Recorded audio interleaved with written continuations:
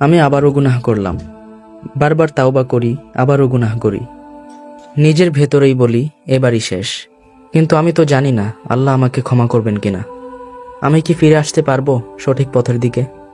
মহান আল্লাহ তাআলা বলেন, তুমি যত বড়ই গুনাহগার হও না কেন, তুমি যদি আমাকে ডাকো, আমার কাছে ক্ষমা প্রার্থনা করো, আমি অবশ্যই তোমাকে ক্ষমা করব।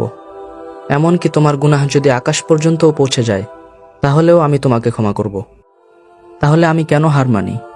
আল্লাহ যখন বলছেন তুমি ফিরে এসো, তাহলে আমি কেন মুখ ফিরিয়ে নেই? আমি আবারও গুনাহ করলাম, বারবার তাওবা করি, আবারও গুনাহ করি।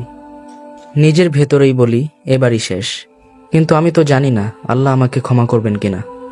আমি কি ফিরে আসতে পারবো সঠিক পথের দিকে?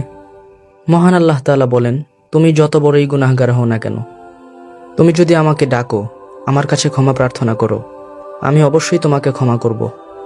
এমনকি তোমার গুনাহ যদি আকাশ পর্যন্তও পৌঁছে যায়, তাহলেও আমি তোমাকে ক্ষমা করব। তাহলে আমি কেন হার মানি?